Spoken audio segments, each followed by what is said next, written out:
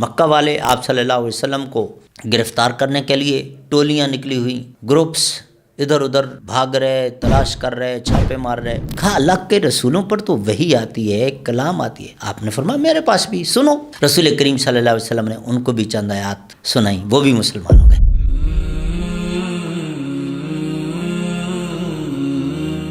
الحمدللہ رب العالمین والصلاة والسلام علی سید الانبیاء والمرسلین وعلی آلہ وصحبہ اجمعین وبعد۔ حضرت علی رضی اللہ تعالیٰ عنہ کو جب انہوں نے دیکھا تو کہنے لگے محمد کہاں ہے؟ فرمایا وہ تو نہیں ہے۔ کہا دیکھیں سچ سچ بتا دیں۔ کہا میں سچ بتا رہا ہوں، وہ تو رات کے چلے گئے۔ کہا مغرب کے وقت کے آ گئے، یہاں دروازے پہ کھڑے ہیں، کوئی بھی نہیں نکل کے گیا۔ حضرت علی رضی اللہ تعالیٰ نے فرمایا تمہیں نظر نہ آئے تو میں کیا کروں، دیکھ لو، وہ تو چلے گئے۔ دیکھا تو کہیں بھی نہیں۔ اب وہاں سے شور مچا، پکڑو پکڑو پکڑو، ادھر ادھر جو ہے وہ مختلف گروپس آپ صلی اللہ علیہ وسلم کو معاذ اللہ ثم معاذ اللہ زندہ گرفتار کر کے ہیرو بننے کے چکر میں، بڑے انعام لینے کے چکر میں نکلے۔ بعض جگہ پہ ہے کہ 100 اونٹ انعام مقرر کر دیا گیا تھا۔ بہرحال رسول کریم صلی اللہ علیہ وسلم حضرت علی رضی اللہ، حضرت ابو بکر صدیق رضی اللہ تعالیٰ عنہ کو لے کر وہاں غار ثور میں تھے۔ اب یہ لوگ ڈھونڈتے رہے۔ حضرت ابو بکر صدیق نے اپنے بیٹے اور اپنے جو ایک غلام تھے عامر بن فہیرہ، شیفرڈ تھے گڈریا، جو بکریاں چرایا کرتے تھے، ان کی ذمہ داری لگائی تھی کہ وہ روزانہ رات کو ان کے پاس آیا کریں گے۔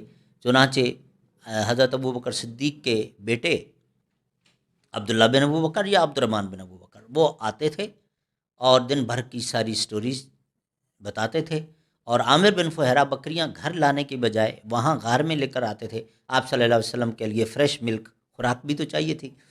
بہرحال تیسرے دن کہیں وہ لوگ ڈھونڈتے اس طرف بھی آ گئے، غار کے بالکل کنارے پہ پہنچ گئے۔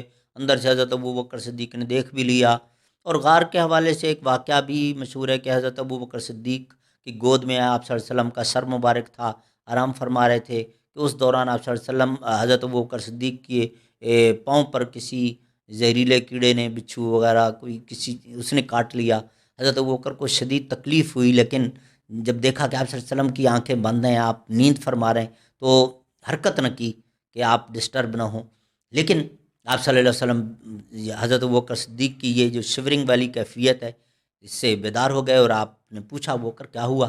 تو حضرت ابو بکر صدیق نے بتایا کہ اس طرح میرے پاؤں پہ کسی نے کاٹ لیا ہے، کیڑے نے۔ تو آپ صلی اللہ علیہ وسلم نے اپنا لعاب مبارک لگایا، اللہ تعالیٰ نے فی الفور شفا دے دی۔ اب یہ لوگ جب پہنچے، حضرت ابو بکر صدیق نے اندر سے دیکھ بھی لیا اور کہا اللہ کے رسول یہ تو یہاں تک پہنچ گئے اور اب تو ہمیں پکڑ لیا جائے گا۔ لیکن آپ صلی اللہ علیہ وسلم نے تسلی دی کہ لا تحزن ان اللہ معنا، فکر مت کرو، ہم اکیلے نہیں ہیں، اللہ کی مدد ہمارے ساتھ ہے اور اللہ ہمارے ساتھ ہے۔ چنانچہ وہی ہوا کہ وہ آپ صلی اللہ علیہ وسلم اور حضرت ابو بکر صدیق کو غار میں نہ دیکھ سکے۔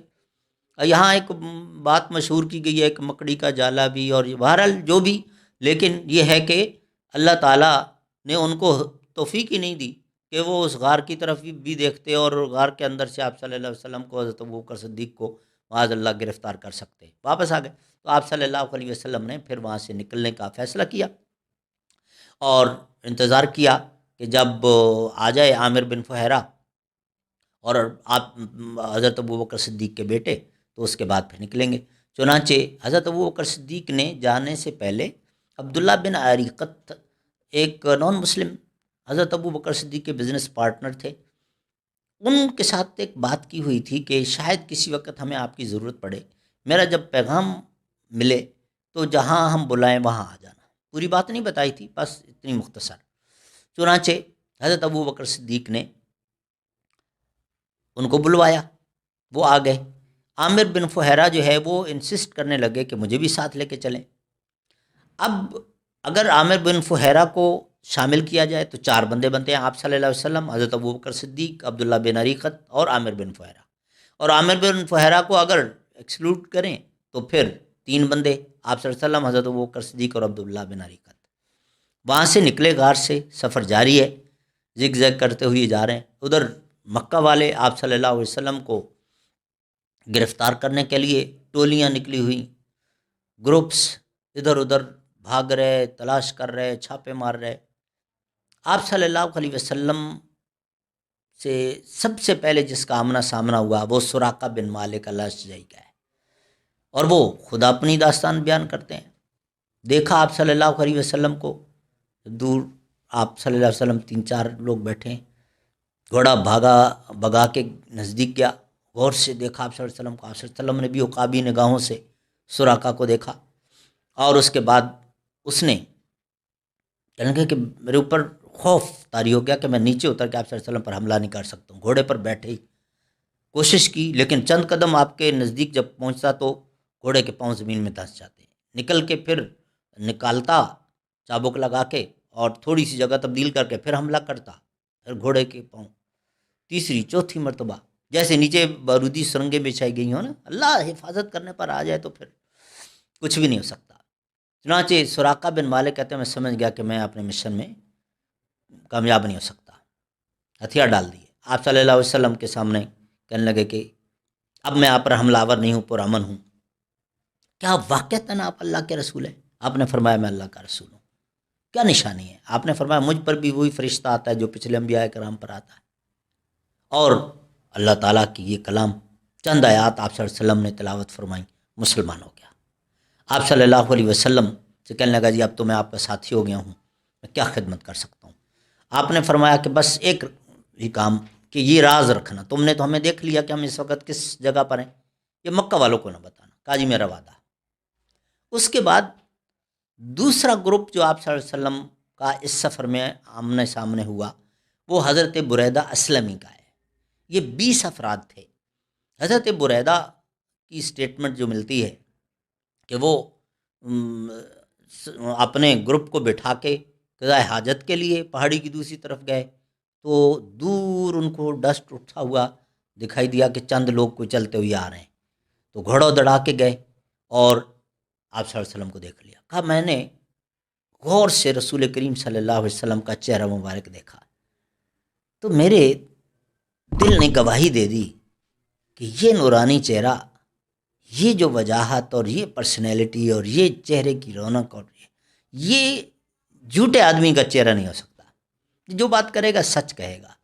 لہٰذا ایسا نہ میں لوگوں کی باتوں میں آ کر کوئی غلط کر بیٹھوں، مجھے تصدیق کرنی چاہیے۔ چنانچہ آپ صلی اللہ علیہ وسلم سے ہم کلام ہوئے، اور آپ صلی اللہ علیہ وسلم سے کہنے لگے کہ آپ نے یہ جو دعویٰ کیا ہے کہ آپ اللہ کے آخری نبی اور رسول ہیں، واقعتاً یہی بات درست ہے؟ آپ نے فرمایا ہم اللہ کا رسول۔ کہا اللہ کے رسولوں پر تو وحی آتی ہے، کلام آتی ہے۔ آپ نے فرمایا میرے پاس بھی سنو۔ رسول کریم صلی اللہ علیہ وسلم نے ان کو بھی چند آیات سنائی، وہ بھی مسلمان ہو گئے۔ اور پھر آپ صلی اللہ علیہ وسلم سے کہیں گے اللہ کے رسول آپ رکیں، میرے ساتھ جو باقی لوگ ہیں میں چاہتا ہوں کہ وہ بھی آئیں، وہ بھی آپ سے ملیں اور وہ بھی کلمہ پڑھیں۔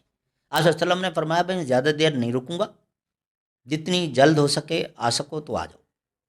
چنانچہ حضرت بریدہ نے جا کر نہ جانے اپنے ساتھیوں کو کس طرح سے بریفنگ دی کہ وہ سارے کے سارے ایگری ہو گئے۔